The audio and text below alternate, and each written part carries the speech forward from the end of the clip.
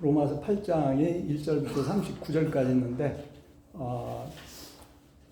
그 시간 관계상 본문은 나중에 시간이 있으면 읽도록 하고 그냥 바로 시작을 하겠는데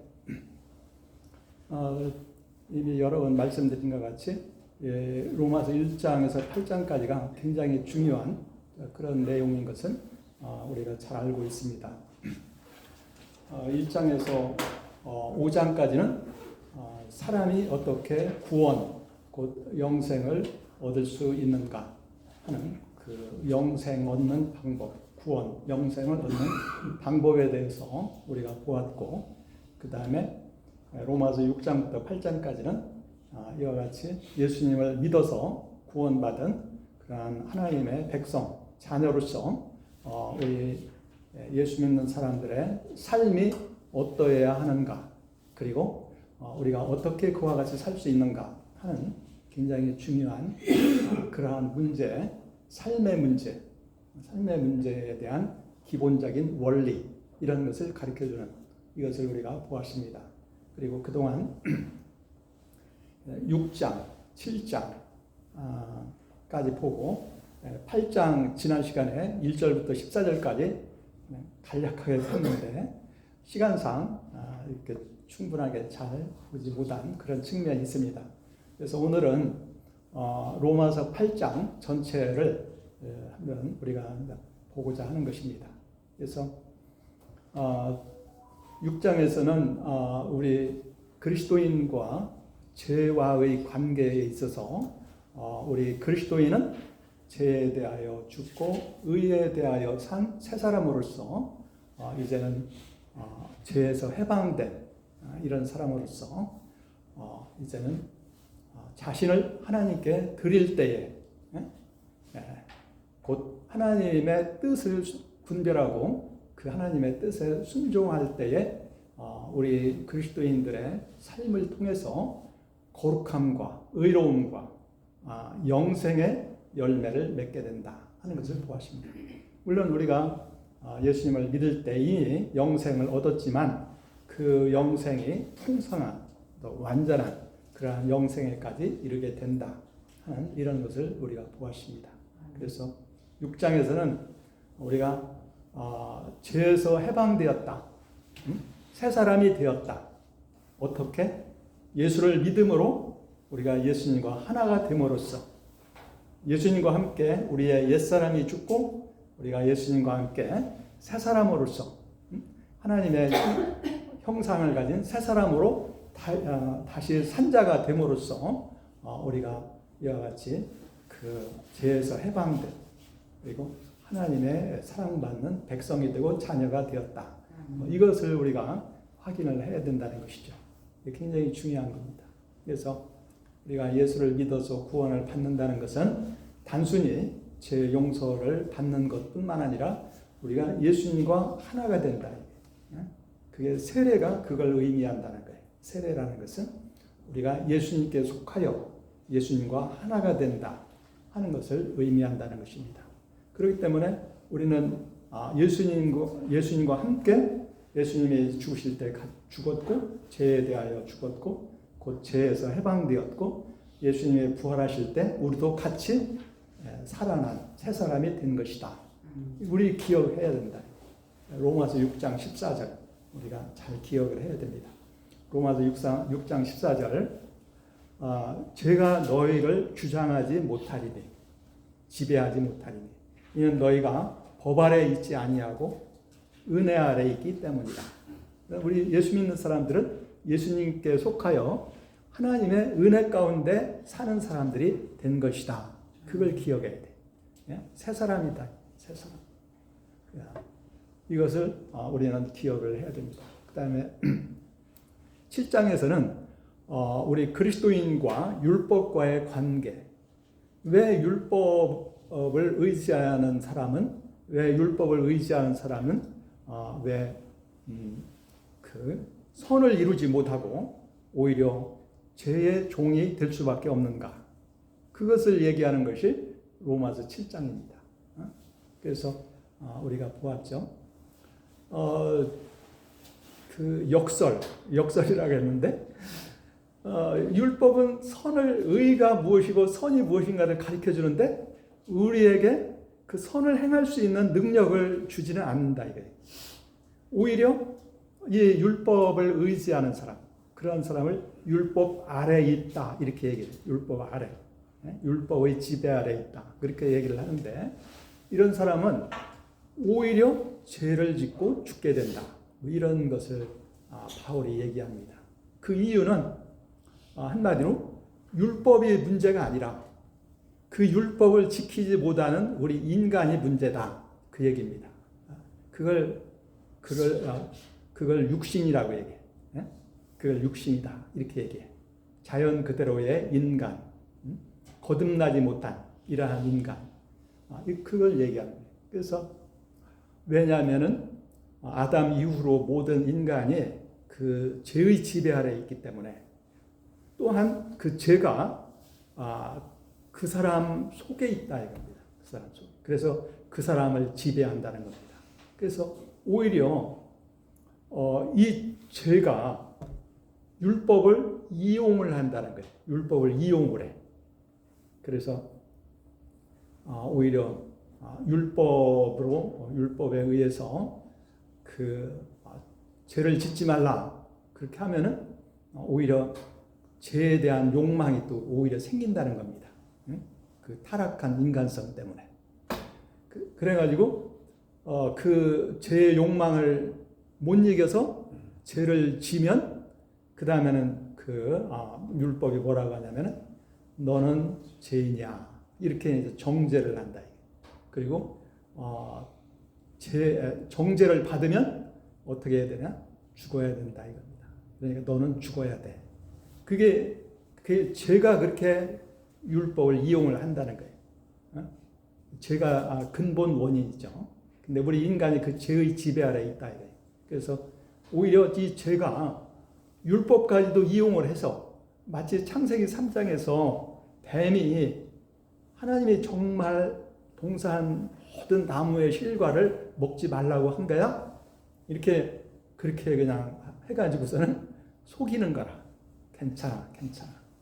오히려 하나님이 너희가 지혜롭게 돼가지고 하나님과 같이 되지 못하게 하려고 그런 거야. 그러면서 속인다 이게. 바로 그게 죄가 마치 그 뱀과 같은 그러한 역할을 하는 거예요. 그래가지고 오히려 율법을 이용을 해서 정말 죄를 짓지 말아야 되는 거야? 괜찮아. 그런 식으로 하면서 욕망을 일으켜 오히려. 그래가지고 이 타락한 인간성이 그걸 못 이기고 유혹에 굴복하게 될 때, 그러면 죄를 짓게 되는 거예요. 그러면 그 다음에는 또 이제 이 율법을 이용해서 제가 율법을 이용해서 정죄를 한다. 너는 죄를 지었어. 죄인이야. 그러니까 너는 죽어야 돼. 이렇게 하는 것이 율법이 죄에 의해서 이용을 당한다. 그것을 바울은 뭐라고 얘기하냐면은 죄와 사망의 법, 죄와 사망의 율법. 죄를 짓게 되고 죽게 되는 법이다. 그것을 이렇게 죄와 사망의 법이라. 그래서 우리가 바울이 예수 믿기 전에 그랬다. 특별히 율법을 열심히 공부한 사람으로서 율법을 스스로 지켜가지고 하나님 앞에 의롭다고 인정을 받으려고 했는데 그러지가 못했다 이겁니다. 그래서 율법을 통해서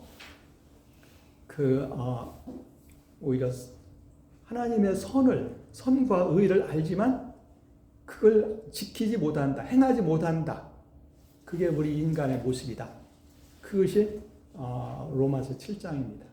그것을 바울은 뭐라고 얘기하냐면 율법 아래 있는 사람, 율법의 지배 아래, 율법의 정죄와 심판 아래 있는 사람 이렇게. 그건 또 다른 말로 얘기해서 그건 율법을 의지하는 사람이야. 유대인들과 같이 율법을 내 힘으로 내 능력으로 지켜가지고 하나님 앞에 의로운 자로 인정받겠다. 하는 그런 사람입니다. 근데 그런 사람은 이와 같이 오히려 율법에 의해서 정죄받고 죽을 수밖에 없는 것이다. 그래서 로마서 7장 14절 오호라 나는 곤고한 사람이라 곤고하다 비참한 사람이다. 누가 이 사망의 몸에서 누가 나를 건져내랴. 그러니까 사망의 몸, 사망의 지배 아래에 있는 이 몸, 내 스스로 어떻게 할 수 없다. 그러한 누가 나를 건져내랴. 이 사망의 지배에서 누가 나를 건져 해방시킬 수 있을까? 없는 거죠. 다행히 예수 그리스도로 말미암아 하나님께 감사하리로다. 예수님에 의해서 그게 가능하다. 그것을 이렇게 간략하게 얘기를 한 거예요. 그리고서 이제 8장으로 넘어오는 겁니다. 그래서 그러니까 그 바울은 여기서 한 가지 그 생각해요. 지금 그런데 율법 아래에 있는 사람, 율법의 지배 아래에 있는 사람, 율법의 정죄와 심판을 받고 있는 사람, 율법을 의지하는 사람이 그런 사람이에요. 율법을 의지하는 사람은 율법의 지배 아래에 있는 거예요. 유대인들과 같이. 그 사람은 그러니까 율법을 의지하면은 해결이 안 되는 거야. 그걸 바울은 또 다른 말로 뭐라고 얘기하냐면은 육신 안에 있는 사람. 이게 굉장히 그 바울의 좀 어떻게 보면 좀 이해하기 어려운 측면이 있기는 합니다만은 그렇게 표현을 해요. 육신 안에 있는 사람. 거기서 얘기하는 육신이라는 것은 거듭나지 못한 자연 그대로의 인간. 그러니까 타락한 인간. 다른 말로 죄의 지배 아래에 있는 사람. 그걸 육신이라 이제 거기서 육신이라고 하는 거예요. 근데 그 사람은 그러니까 율법을 의지하는 사람은 결국은 율법을 어떻게 지켜요? 내 능력, 내 힘으로 지키겠다고 하는 거야. 근데 나라는 나는 육신이다. 이게 육신. 자연 그대로의 나. 그러니까 로마서 6장으로 말하면 옛사람이죠. 이러한 나는 이미 죄의 지배 아래에 있는 나예요. 죄의 지배 아래에 있는. 그래서 거듭해서 얘기하지만은 이러한 사람은 죄를 못 이깁니다. 결국은 아까 얘기한 대로 죄에 의해서 율법을 통해서 선과 의를 알면서도 오히려 그걸 행하지 못하고 죄를 지을 수밖에 없는 그러한 우리 인간입니다. 그런 사람을 육신이라고 해요. 또는 육신 안에 있는 사람. 이 바울의 이제 여러 가지 신학적인 측면에서 안에 있다. 또는 누구 아래에 있다. 아래에 있다. 아래에 있다는 것은 그의 지배 아래에 있다는 뜻이고 안에 있다는 것은 그의 영향력 안에 있다는 거예요. 그러니까 육신 안에 있다. 그런 사람은 육신 안에 있다. 그렇게 표현을 하게 돼요. 그게 무슨 뜻이냐? 육신의 지배 아래에 있다. 그 사람은 곧 죄의 지배 아래에 있는 사람이야. 육신의 지배 아래에 있는 사람은 죄의 지배 아래에 있는 사람. 이것이 원칙적으로 예수 믿기 전의 사람입니다. 예수 믿기 전의 사람. 어느 누구도 육신 그리고 그 육신을 지배하는 죄의 지배에서 벗어나지 못하는 것이 우리의 인간이다. 이걸 얘기한 것입니다. 자, 그 다음에 이제 8장에 이제 얘기합니다. 잠깐 얘기했지만 8장은 크게 둘로 나눌 수가 있어요. 8장 1절부터 14절까지는 앞에서 얘기한 7장에서 연결이 된 이어지는 내용입니다. 8장 1절부터 14절까지. 그래서 8장 여기 1절부터 14절까지에서는 뭘 얘기하냐면 지금 7장에서는 율법을 의지하는 자는 율법을 못 지킨다. 오히려 율법에 의해서 정죄받고 죽을 수밖에 없다. 그것이 이제 7장의 얘기라면 8장은 그러나 하나님의 아들 예수님을 알고 믿는 사람은 해방된다. 그리고 선을 행할 수가 있다. 그걸 얘기하는 거예요.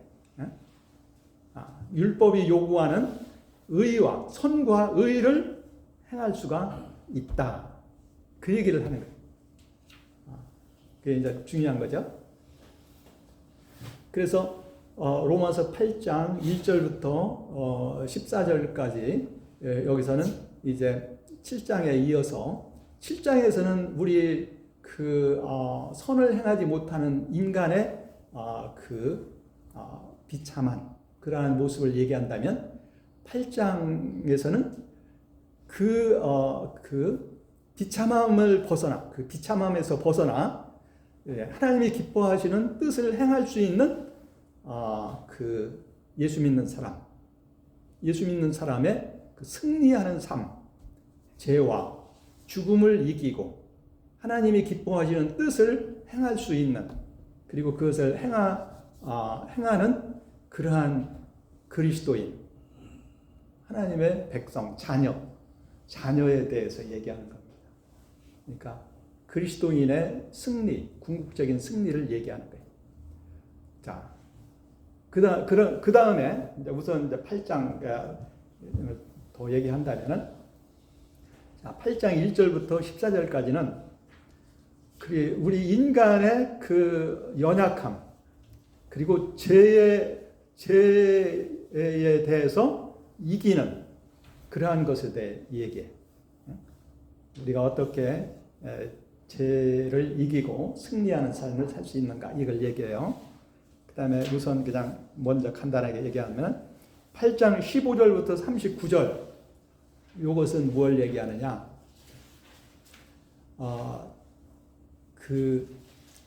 그리스도인들에 대한 외부로부터의 박해, 주로 박해, 또는 악의 세력에 의한 고난, 이것을 우리 그리스도인들은 어떻게 이기게 되는가, 그걸 얘기해.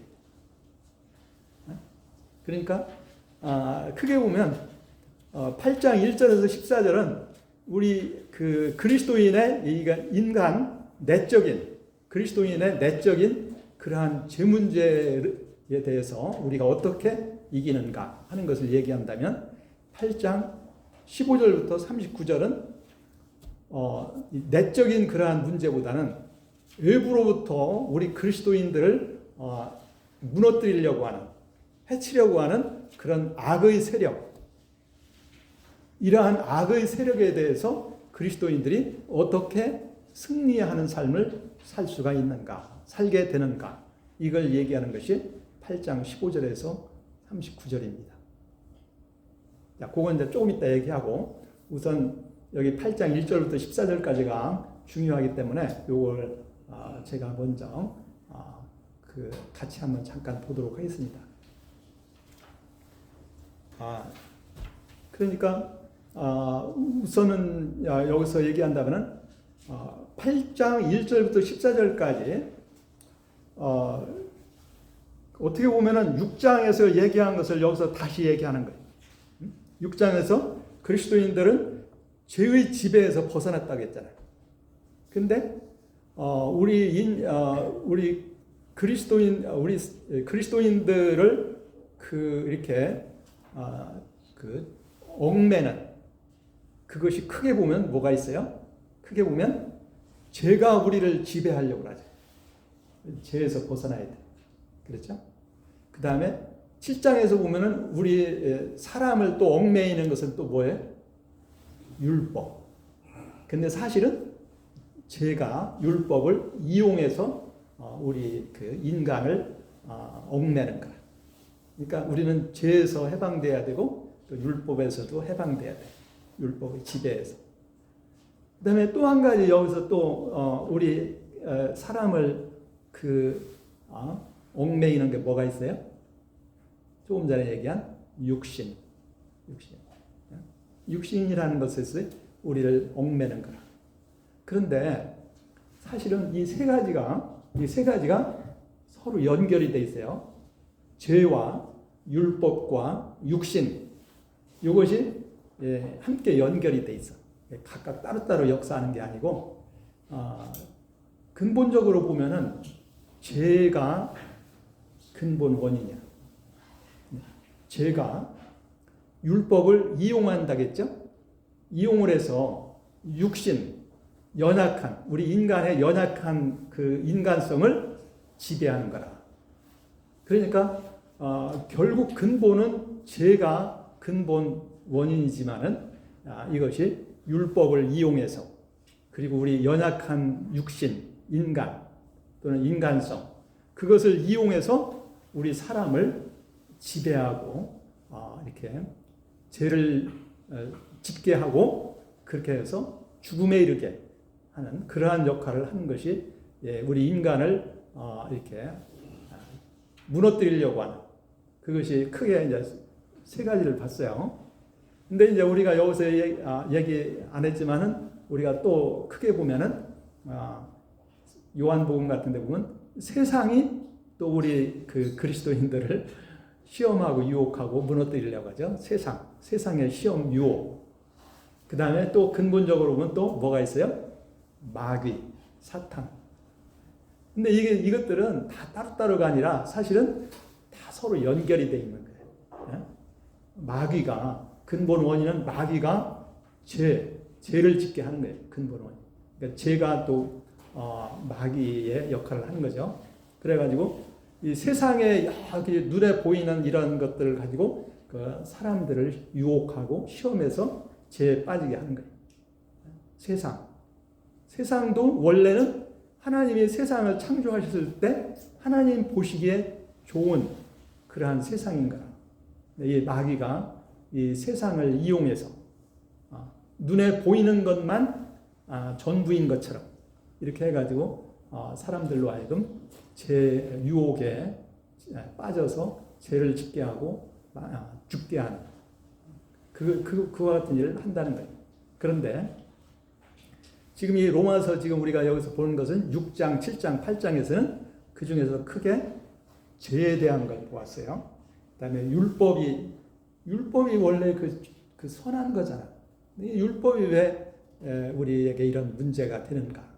그 다음에 보다 더 근본적인 것은 우리 타락한 인간성, 이런 것이 우리에게 어떠한 이러한 문제를 일으키는가, 이런 것을 얘기했다. 그래서 이러한 것에 대해서 우리가 어떻게 이길 수가 있느냐, 이게. 우리 죄에서 벗어나야 돼요.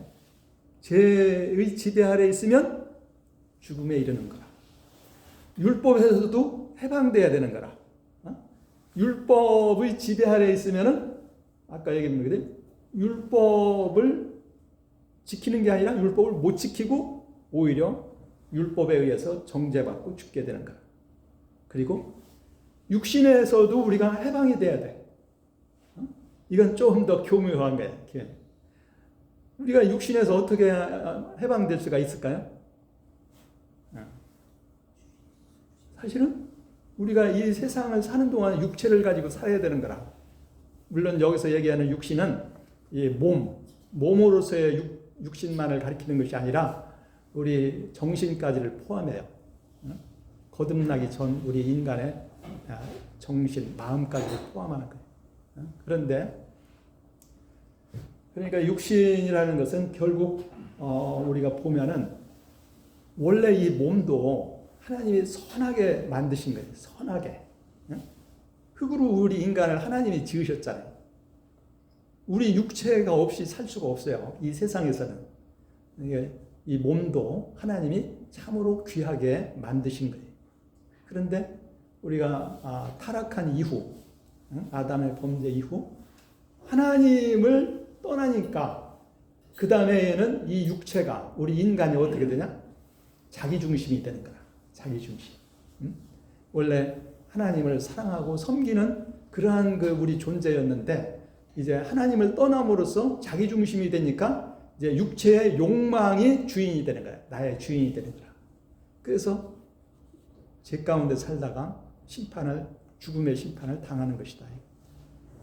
어쨌든 간에 지금 이러한 그 문제, 여기서 우리는 해방이 돼야 된다. 육신. 근데 여기서 이제 우리가 한 가지 미리 좀 생각할 게 있어요. 자, 예수 믿기 전에 우리의 육신과 예수를 믿은 이후에 우리의 육신은 차이가 있습니까? 없습니까? 이게 굉장히 저도 많이 생각을 했던 거예요. 뭐 겉으로 보기에는 뭐 차이가 없지. 그런데 제가 이렇게 좀 깊이 보니까 거기에 차이가 있어요. 예수 믿기 전에 우리의 육신은 어떠한 육신입니까? 죄의 지배 아래에 있는 육신이야. 죄의 지배 아래. 죄를 못 이겨. 그런데 예수를 믿은 다음에 우리의 육신은 어떠한 육신인가? 같은 육신이지만은 죄에서 해방된 육신이야. 그 차이가 있습니다. 그걸 알아야 돼. 우리가 죄에서 해방됐다고 했을 때에는 우리의 영혼만 해방된 게 아니에요. 죄에서. 우리의 몸도, 우리의 육체도 일단은 죄에서 해방이 되는 거예요. 그래서 성경에는 뭐라고 했어요? 너희 몸은 너희가 하나님께로부터 받은 바 성령의 전인 것을 알지 못하느냐. 오히려 성령을 모시고 있는 거야. 그래서 너희 몸도 씻음을 받고 용서함을 받았느니라. 고린도전서 6장에 그렇게 얘기해요. 그래서 우리의 몸도 거룩하게 되었다 이거예요. 우리의 영혼만 거룩하게 된 것이 아니라 우리의 몸도 거룩하게 되었다. 이거 굉장히 아주 잘 생각해야 되는데. 근데 여기서 한 가지 우리가 기억해야 될 게 있어요. 죄에서 해방된 것과 우리가 씻음을 받았어. 예수님의 십자가의 피로 씻음 받고 거룩하게 되고 의롭게 되었어요. 그러나 한 가지 우리가 기억해야 될 것입니다. 죄에서는 벗어났지만 우리 육신의 연약함에서 벗어난 것은 아니다. 굉장히 그것은 중요한 겁니다. 그러니까 지금 제가 얘기했죠? 예수 믿기 전에 우리 육신, 예수 믿은 이후에 우리 그리스도인의 육신, 어떻게 보면 뭐 같은 것 같아. 거기에 큰 차이가 있어요. 우리 그리스도인의 육신은 적어도 죄에서는 해방되었어. 죄의 지배에서 해방된 겁니다. 그러나 아직도 연약함 가운데 있는 거예요. 연약함. 우리 육신의 연약함에서 벗어난 것은 아니야. 그걸 기억해야 됩니다. 그렇기 때문에 거기서 우리의 육신이 연약하다고 하는 것은 단순히 우리 육체의 연약함만을 얘기하는 게 아니에요. 여기 바울이 얘기하는 육신은 육체, 몸, 이것만을 가리키는 게 아니라고 했잖아요. 우리의 정신, 인간으로서의 우리를 가리키는 거예요. 우리의 정신도 우리의 다른 말로 영혼도 연약한 거야. 그렇죠? 그래서 우리의 영혼 또는 정신 또는 우리의 마음에는 크게 지정의의 요소가 있다고 했잖아요. 그러면 우리가 비록 새 사람이 되었지만은 우리의 지식도 부족한 거야. 무엇보다 영적인 그러한 지식도, 영적인 새 사람이 되게 되었습니다만은 영적인 지식도 부족하고 감정도 불안해. 아직 완전하지가 않아. 우리의 감정도 쉽게 흔들리기가 쉬운 거예요. 그리고 우리의 의지, 새 사람 된 나도 의지가 있어요. 새 사람 된 나도 의지가 새로워졌어. 새로운 의지를 가진 거야. 그래서 우리는 이제 하나님을 사랑하고 하나님의 뜻대로 살고자 하는 그런 의지를 가지고 있는 거예요. 하나님 뜻대로 살고자 하는 그런 의지를 가지고 있어. 그러나 아직도 약하다 이게, 연약하다 이게. 새 사람 된 나, 내가 새 사람이 되었지만 나의 정신, 지식도, 감정도, 의지도 연약한 거예요. 부족한 거예요. 주님의 뜻대로 살기를 원하고 그렇게 살고자 하지만은 쉽게 무너지는 거라. 연약해서. 어린아이와 같이. 그런데 그걸 제가 얘기했어요. 그런 차이점이 있어요. 그래서 이 연약함 때문에 우리가 다시 또 죄를 지을 수가 있는 거야. 죄를 지을 수가 있는 거야. 우리가 죄의 지배에서는 벗어났지만 아직 이 세상에는 죄와 악의 세력이 세상을 지배하고 있다. 그리고 그 죄와 악의 세력은 끊임없이 이 하나님을 믿지 않는 사람들을 지배할 뿐만 아니라 믿는 사람들도 시험하고 유혹해서 죄에 빠지게 무너뜨리려고 한다. 그러면 그것을 비록 우리가 새 사람이 되었을지라도 그 연약한 우리 인간성을 우리가 가지고 있잖아요. 그러한 우리 인간 자체, 나 자신, 새 사람이 되었을지라도 나 자신의 능력으로 이 시험, 죄와 악의 세력을 내가 이기지 못하는 거예요. 연약함 때문에. 그래서 그러나 우리가 한 가지 더 생각해야 된다겠죠. 우리 예수 믿는 사람들은 비록 연약하지만 우리가 혼자 있는 게 아니라고 했잖아요. 하나님이 우리와 함께 계시다. 삼위 하나님이 우리와 함께 계셔. 하나님 아버지께서 우리를 위하여 모든 것을 계획하고 모든 것이 합력해서 선을 이루게 하시는 거라. 하나님 아버지. 그게 바로 로마서 좀 후에 볼 15절부터 39절의 얘기입니다. 하나님 아버지께서 하나님이 우리를 위하시면 누가 우리를 대적하리요? 하나님이 가장 강하시잖아요. 누가 하나님을 대적할 수가 있어요? 하나님이 우리를 위하시면 우리를 사랑하니까 우리가 하나님의 자녀니까 어느 누구도 우리를 이기지 못해. 하나님이 우리를 지키고 돌보시니까. 그 다음에 예수님은 우리의 죽으셨을 뿐만 아니라 다시 부활하셔서 우리를 죄와 죽음에서 구원하기 위해서 우리를 대신해서 죽으셨을 뿐만 아니라 다시 부활하시고 지금도 살아계셔서 하나님 아버지 우편에서 우리를 위해서 간구하고 계시다. 예수님 살아계시잖아요. 그리고 그 예수님이 대신 우리에게 성령을 보내주셨어요. 성령을 우리에게 보내주셔서 성령이 우리 안에 계신 거라. 예수 믿는 사람 안에 계신 거라. 성령이 항상 우리와 함께 계셔서 우리를 깨닫게 하고 가르치고 우리를 생명과 진리 가운데로 인도하는 거예요. 제가 거듭 얘기했지만은 성령은 예수님이 하시는 그 일을 하는 거예요. 예수님 대신 우리에게 계셔서 와 계셔서 우리를 하나님의 그 생명과 진리 가운데로 인도하신다. 우리가 잘못하면 깨우치기도 하고 우리를 위로하고 격려하기도 하고 우리가 진리를 깨닫게 하고 우리를 하나님의 그 뜻 가운데로 인도하고 성령이 또 우리를 위해서 간구하신다는 거라. 하나님의 뜻을 따라 우리를 위해서 간구하신다. 그래서 성령을 보혜사 또는 뭐 이렇게 여러 가지로 얘기하잖아요. 성령이 우리와 함께 계신다.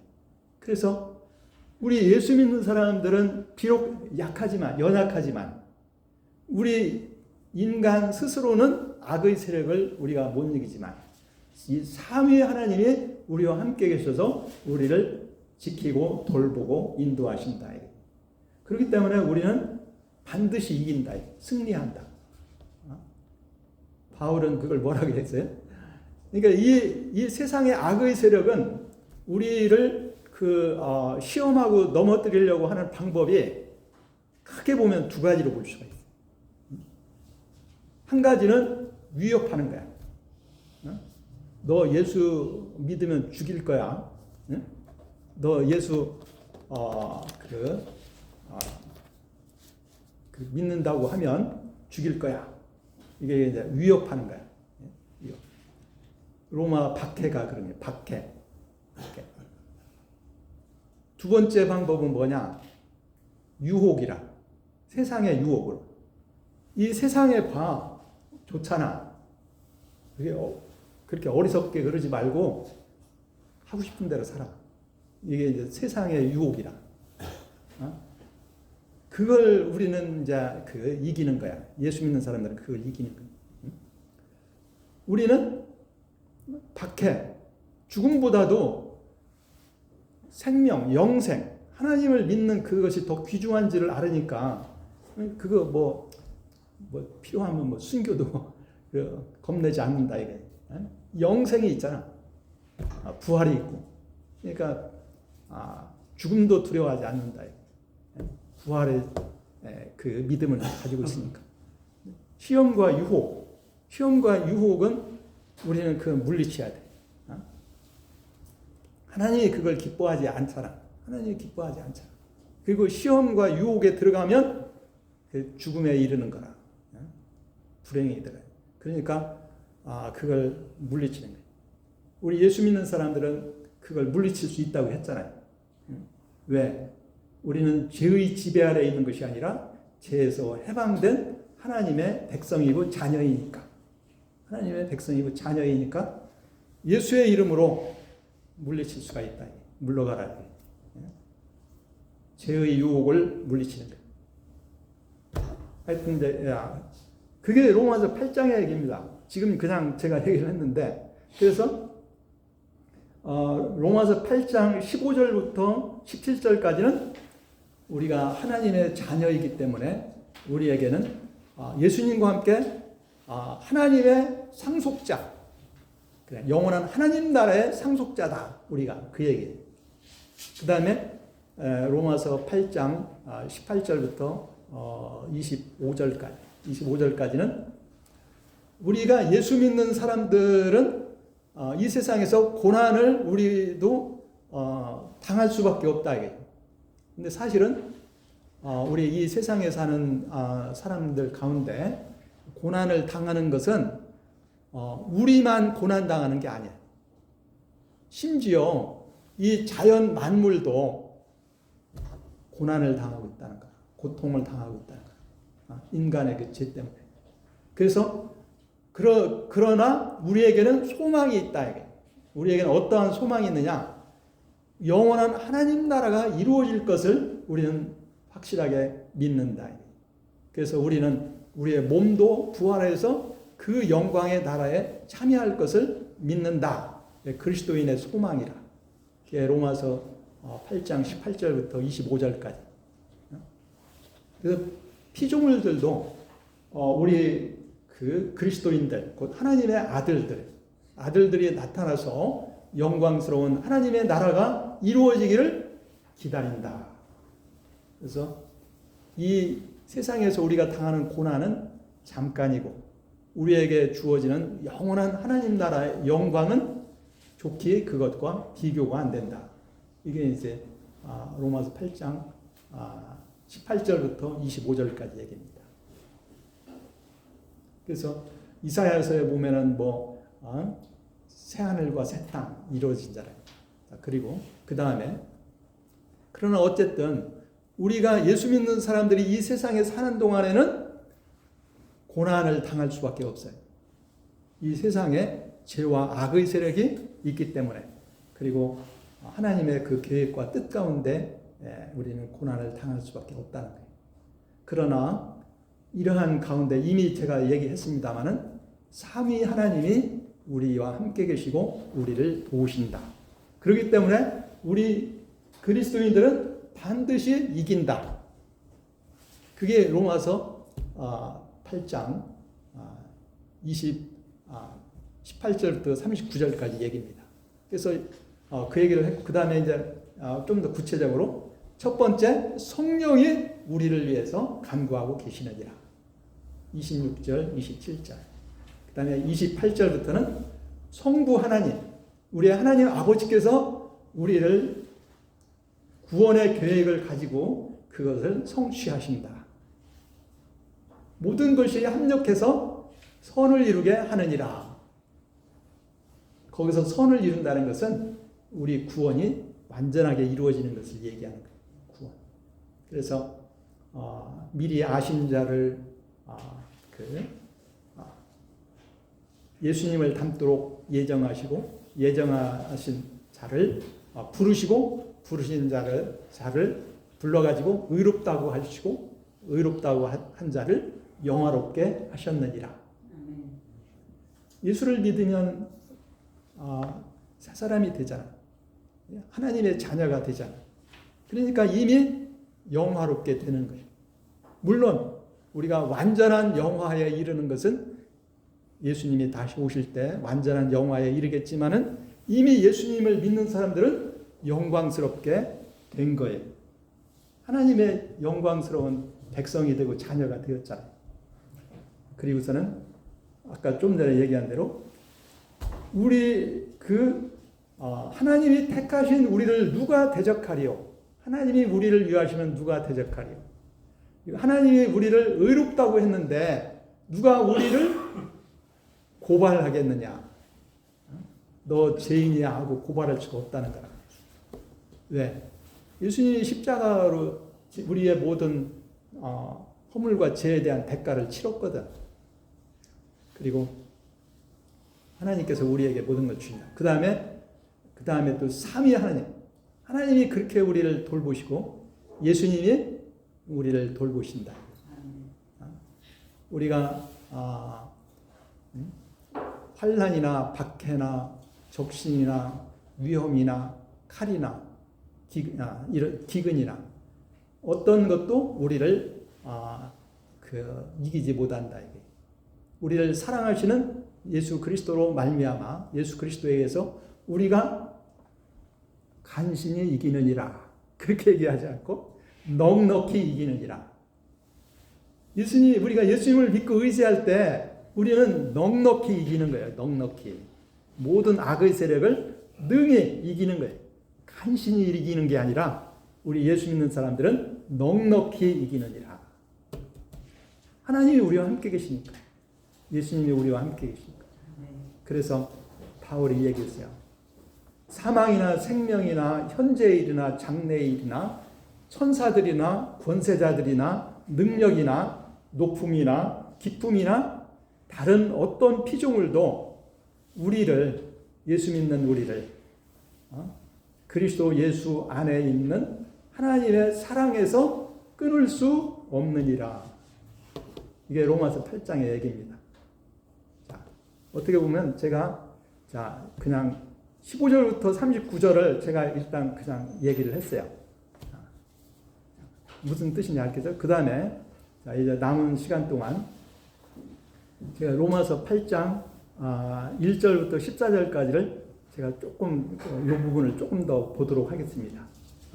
이 부분이 우리가 조금 더 생각할 그런 중요한 몇 가지가 있기 때문에 지금 이미 얘기했어요. 제가 8장 15절부터 39절은 제가 얘기했습니다. 이미 우리가 하나님의 자녀로서 우리는 예수님과 함께 하나님의 상속자는 하나님 나라의 주인이 되는 거예요. 그리고 우리는 이 세상에서 모든 피조물과 함께 고난을 당하지만 우리에는 영생의 소망이 있다는 것. 그리고 그러한 가운데에서 삼위 하나님이 우리를 지키고 돌보신다. 성령이 우리를 위해 간구하시고 하나님 아버지께서 우리를 지키고 돌보고 예수님이 우리를 사랑으로 지키고 돌보신다. 우리는 이긴다. 넉넉히 이기느니라. 이게 로마서 8장 15절부터 39절까지 얘기입니다. 그러니까 우리가 예수님을 믿고 의지하는 한 우리는 반드시 이기는 거예요. 하나님이 우리와 함께 계시니까. 로마서 8장 15절에서 39절입니다. 그 다음에 이제 로마서 8장 1절부터 14절까지 제가 조금 더 요걸 보려고 하는데, 왜냐하면 그게 좀 중요하기 때문에.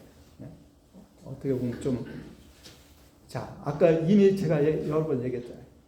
우리 인간에게, 특히 그리스도인들에게까지도 우리를 대적하는 세력이 있다는 거예요.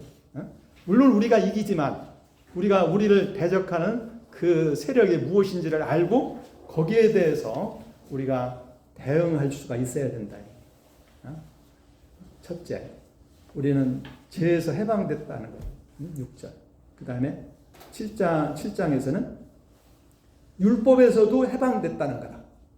근데 우리가 7장 1절부터 그 6절까지가 우리가 그냥 간략하게 넘어갔는데, 그 율법에서 해방됐다. 죄에서 해방된 것과 마찬가지로 우리가 예수님께 속함으로써 율법에서도 해방된 거예요. 예수님께 속함으로써. 예수님과 함께 죄에 대해서 죽었을 뿐만 아니라 율법에 대해서도 죽었느니라. 그렇게 얘기를 하는 거야. 그러니까 그러면서 이제 바울이 그 얘기를 하죠. 율법은 죽은 자에 대해서는 효력이 없다. 그러니까 우리가 예수님과 함께 율법에 대해서도 죽은 거다. 율법은 이제 우리가 죄인이라고 정죄를 하는데, 우리가 예수님과 함께 죽은 거라. 그거에 대해서. 그러니까 이제 더 이상 율법이 우리를 정죄하거나 심판하지 못해. 이미 죄에 대한 대가를 치렀기 때문에. 그래서 우리는 율법에서도 해방된 거예요. 율법에. 그래서 이제는 우리는 자유롭게 예수님, 우리를 구해주시고 부활하신 예수님을 믿고 의지하여 예수님과 함께 승리자의 삶을 살게 되었다. 그런데 그러한 우리에게 하나님께서는 성령을 주셔서 성령에 의해서 새로운 삶을 살게 해 주셨다. 로마서 7장 1절부터 6절까지요. 그 다음에 거기서 제가 얘기했습니다. 로마서 7장 5절과 6절이 그게 요약된 거라. 5절은 7장을 얘기한 거고 6절은 8장을 얘기한 거다. 그렇게 했어요. 근데 자, 그래서 그 다음에 이제 이 7장에서 이제 육신의 문제가 나온 거예요. 육신. 율법에서 해방됐잖아요. 율법. 예수님을 믿음으로 우리는 예수님과 속하여 예수님과 함께 율법에 대해서도 죽은 거예요. 그래서 율법에서 해방이 됐어. 율법이 우리를 더 이상 정죄하거나 심판하지 못해요. 그 대신에 이제 여기 한 가지 남아있는 게 육신의 문제가 남아있는 거라. 육신. 아까도 여러 번 얘기했지만은,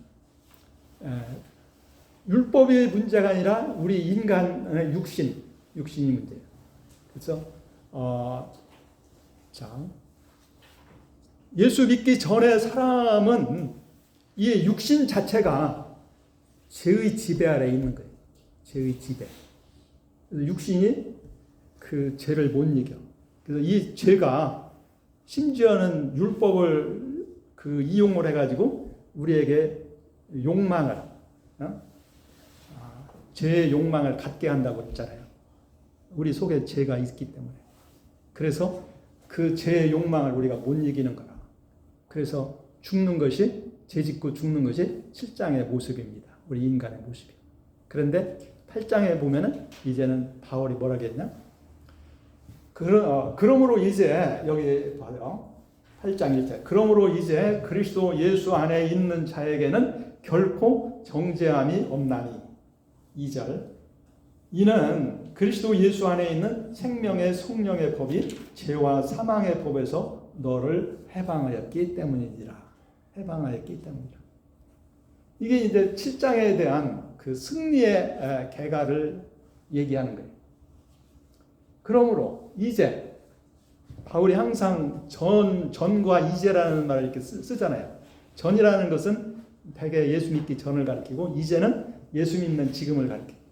이제 그리스도 예수 안에 있는 자에게는 결코 정죄함이 없다. 정죄는 누구에게 주어지는 거예요? 죄 지은 사람을 정죄하는 거지. 넌 죄인이야. 그러니까 넌 죽어야 돼. 그게 이제 정죄라. 그게 이제 율법을 의지하는 자, 율법 아래에 있는 자, 이런 사람은 정죄를 받을 수밖에 없다. 그게 7장의 얘기입니다. 7장. 그런데 이제 8장에 와서 거기서 없다. 정죄가 없어. 누구에게? 그리스도 예수 안에 있는 자에게. 그리스도 예수 안에 있는 자는 누구예요? 누가 그리스도 예수 안에 있는 자예요? 예수를 믿는 자. 제가 여러 번 얘기했죠? 그리스도 예수 안에 있는 사람. 그리스도 예수에게 속한 사람. 예수 믿는 사람. 예수 믿는 사람은 결코 정죄함이 없느니라. 죄와 죽음이 없다. 죄와 죽음에서 해방되었어. 십자가의 은혜로. 그게 예수 믿는 사람들의 원칙적인 모습입니다. 저기 7장에서는 어떤 사람이 율법 아래 또는 육신 안에 있는 사람인데 여기 8장에서는 그게 아니라 예수 안에 있는 사람. 예수 믿는 사람, 우리는 예수 안에 있는 사람들이에요. 예수님의 사랑과 은혜 안에 사는 사람들, 속한 사람. 우리에게는 정죄가 없어. 죄와 죽음이 없어. 거기서 해방된 거예요. 그걸 우리는 왜? 2절은 왜냐하면 왜냐하면 이렇게 그리스도 예수 안에 있는 생명의 성령의 법이 우리가 예수님 안에 있을 때에 우리에게 성령이 주어지는데 그 성령의 법 이것은 우리가 하나님의 말씀으로 생각해도 좋다고 생각했습니다. 또는 복음을 가리키는 걸로 생각해도 좋습니다. 바로 성령에 의한 근데 성령의 법. 성령은 우리에게 생명을 주는 거라. 생명을 주는 성령의 법. 성령에 의한 그러한 법 또는 복음의 말씀이 우리를 죄와 사망의 법. 우리가 예수 믿기 전에 죄와 사망의 법의 지배 아래 있었다고 했잖아요. 거기서 너를 해방하였기 때문이라. 해방시켰다. 거기서 해방시켰어.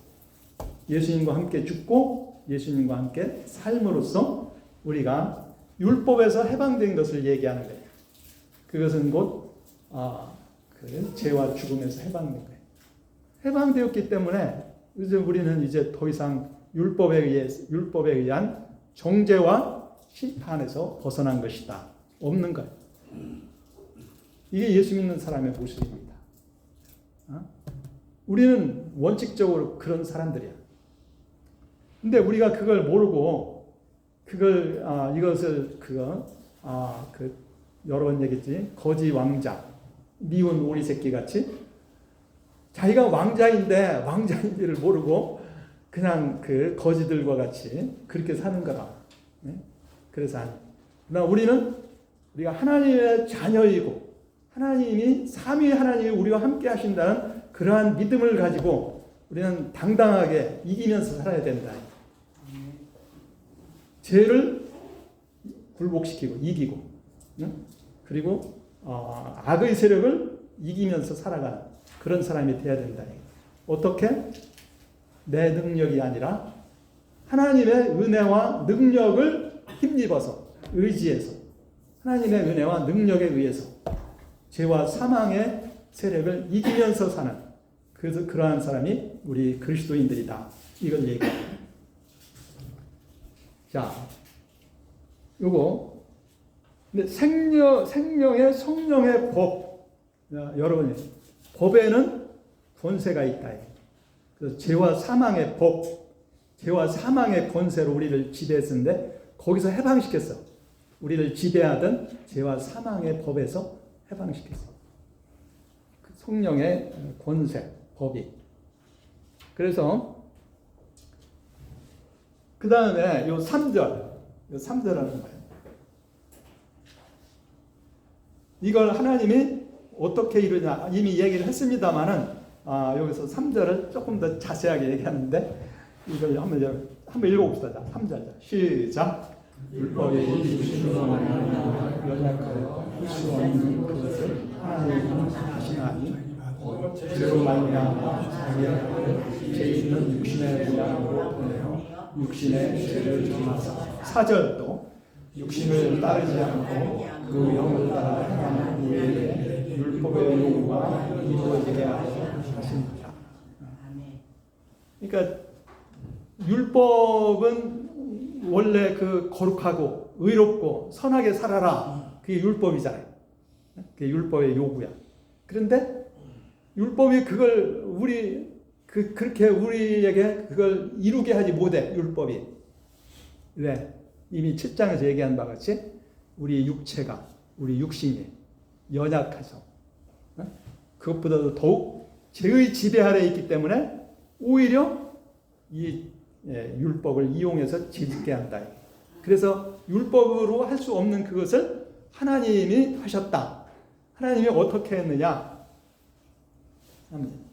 율법이 육신으로 말미암아 연약하여 할 수 없는 것을 하나님은 어떻게 하셨느냐? 그 죄로 말미암아 자기 아들 예수님을 죄 있는 육신의 모양, 우리와 같은 죄 있는 육신의 모양이라겠어. 이것은 예수님은 그 모양은 우리와 같은 죄를 가진 우리 육체, 우리와 같은 모양이지만은 사실은 죄가 없었다는 얘기예요. 우리와 같은 육체를 가지고 이 세상에 보내어 육체를 가진 그러한 인간으로 보내어 육신의 죄를 정하심으로써 그것이 이루어졌다. 여기서 육신의 죄를 정하셨다. 이게 무슨 뜻이에요? 육신을 심판했다는 그런 뜻 같죠. 그런데 사실은 그 원어에 보면은 그게 조금 그 차이가 있어요. 여기 제가 영어로 빨갛게 이렇게 표현했는데 영어로 뭐라 그러냐? He condemned sin in the flesh 이렇게 했어요. 그러니까 육신의 죄를 정한 것이 아니라 원어에는 뭐라 해야 되냐면 그 육신으로 그 죄를 심판하사 정죄하여 죄를 심판했다는 거라. 또는 그 육신 안에 있는 우리 인간의 육신 안에 있는 그 죄를 예수님의 그 육체의 죽으심으로 심판했다. 뭐냐? 죄를 심판했다는 게 무슨 뜻이에요? 죄를 무력화시켰다. 죄가 없어진 것은 아닙니다.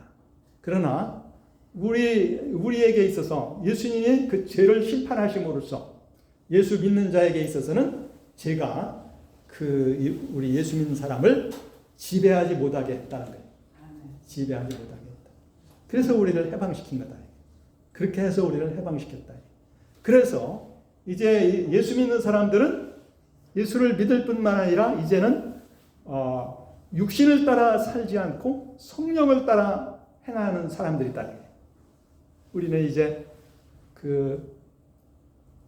육신의 지배 아래 있을 때에는 육체의 욕망을 못 이겨서 우리가 육체를 따라 사는 결과 죽음에 이르렀습니다. 죄와 죽음에 이르렀습니다. 그러나 이제 예수 믿는 사람들은 육체의 욕망을 따라 사는 것이 아니라 성령을 모시고 있고 성령의 인도하심을 따라 우리는 사는 사람들이다. 예수 믿는 사람.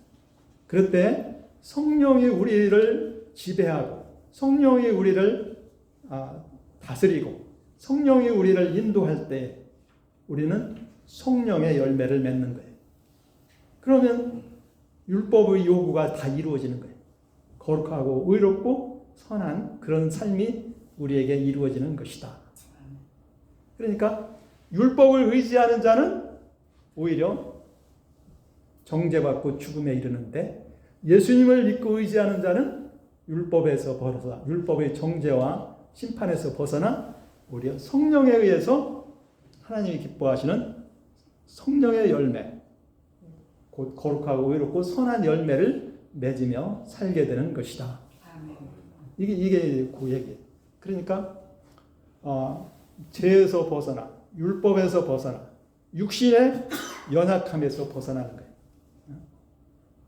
그래서 우리가 예수님을 믿으면 이게 다 한꺼번에 이루어지는 거예요. 예수님을 믿을 때.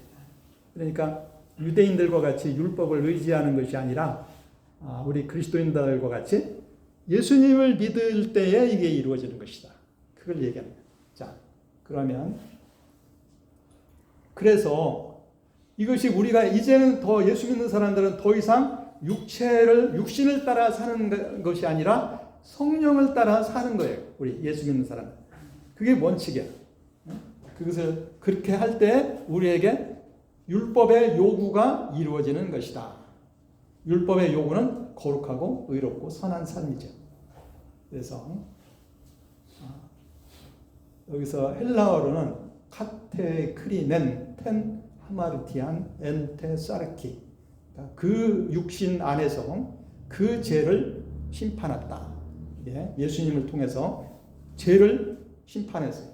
그러면 우리가 죄에서 해방되게 한 거예요. 우리 예수 믿는 사람들이. 그래서 죄가 이제는 우리 밖에서 있지 우리 안에 있는 게 아니에요. 원칙적으로. 그런데 우리가 그 죄의 유혹에 다시 굴복하면 다시 또 죄의 지배를 받는 거예요. 그렇기 때문에 우리가 그걸 잘못을 깨달을 때는 회개하고 다시 또 돌아서야 되는 거예요. 그러면 하나님이 우리를 용서하고 우리를 깨끗하게 씻어서 새롭게 한다는 거예요. 그 다음에 5절에서 8절까지는 왜 육신을 따르는 자는 그 선을 이루지 못하는가 이미 얘기했습니다. 육신은 죄의 지배 아래 있든지 또는 연약하거든. 근데 여기서 육신을 따른다는 것은 육신의 지배 아래 있는 거예요. 그렇지? 그리고 그것을 바울은 다른 말로 육신 안에 있는 자라고. 육신 안에. 육신 안에 있다는 건 육신의 지배 아래 있다는 뜻이잖아요.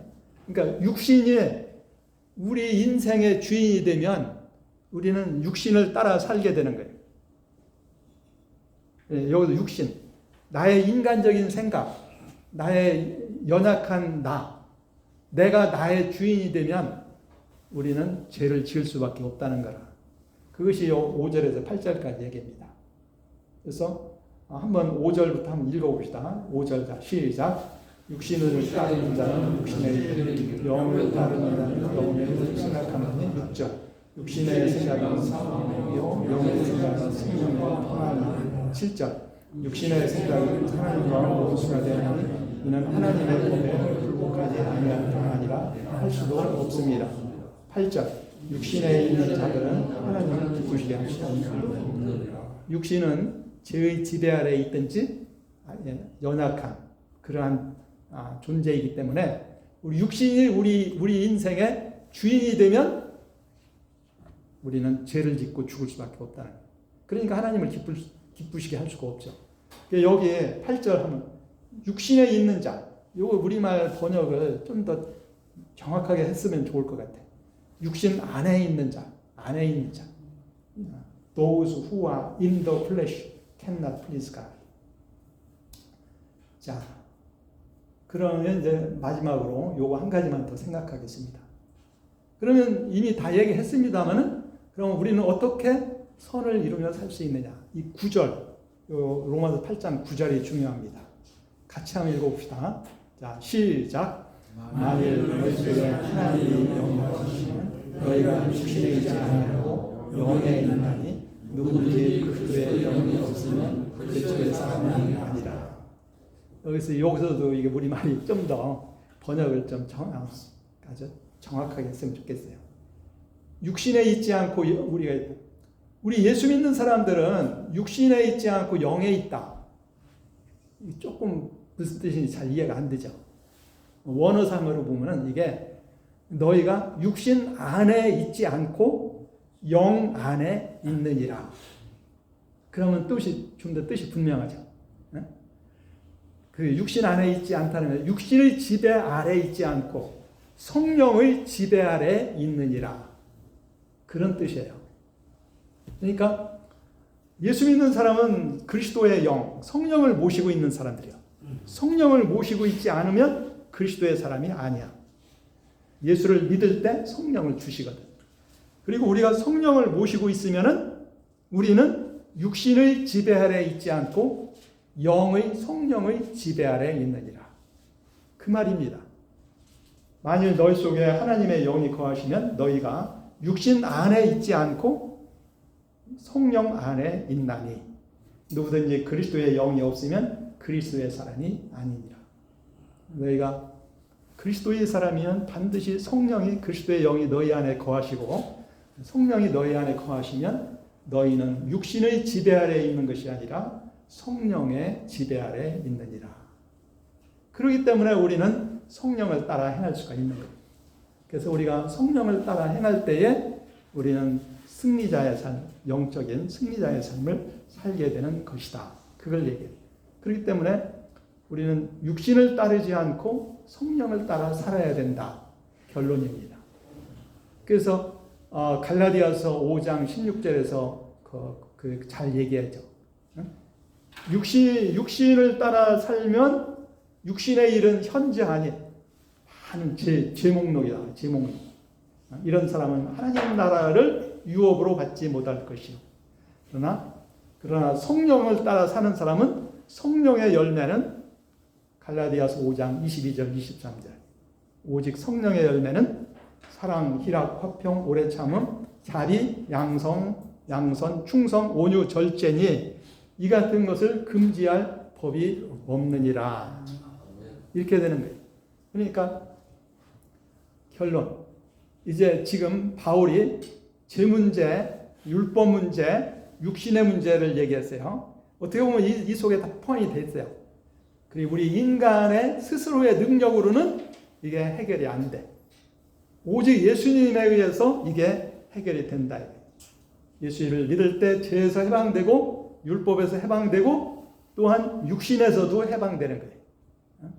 우리 육체가 없어졌다는 얘기가 아니고 육신의 지배에서 벗어났다는 얘기예요. 우리가 육체를 가지고 살아요. 우리의 육체가 하나님의 의의 도구가 돼야 돼. 육체가 하나님의 의의 도구가 돼야지 육체가 우리 주인이 되면 안 된다 이거예요. 그건 제 종이 되는 거예요.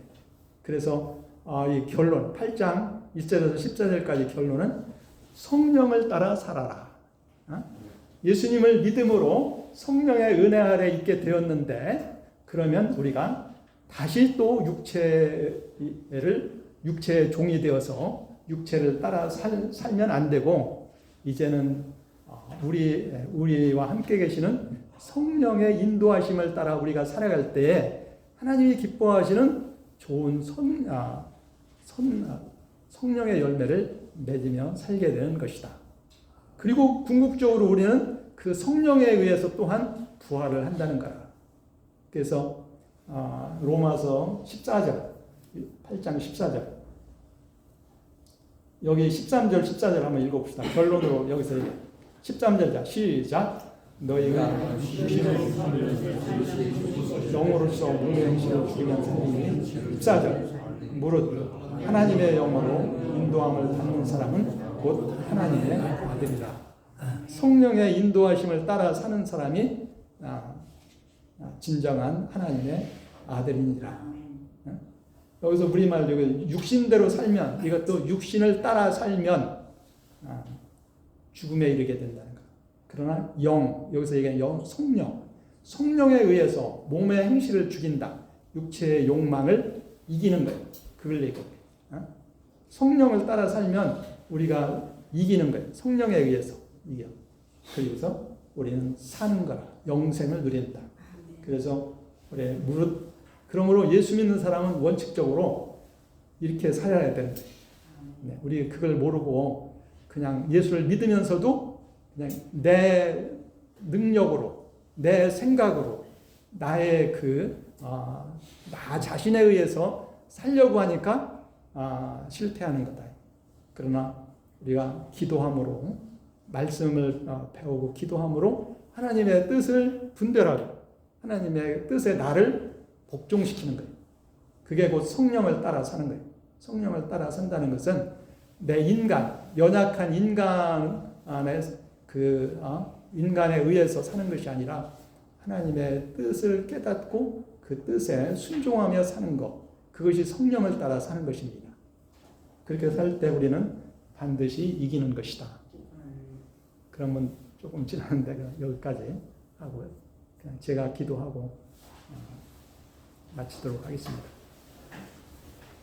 하나님 아버지 감사합니다. 우리 그리스도인은 이제 예수 그리스도의 은혜로 죄에서 해방되고 율법에서 해방되고 또한 육신의 지배에서 벗어나 성령의 은혜와 능력 안에서 살게 해 주신 것을 감사드립니다.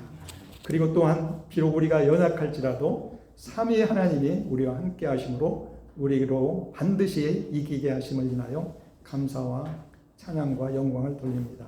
우리가 이러한 사실을 바로 알고 날마다 주님을 믿고 의지하고 그 말씀에 그 뜻에 순종함으로 하나님 기뻐하시는 큰 뜻을 이루어드리고 하나님께 큰 영광을 돌려드리기에 부족함이 없는 저희가 되게 하여 주옵소서. 감사드리옵고 예수님의 이름으로 기도하옵나이다. 아멘.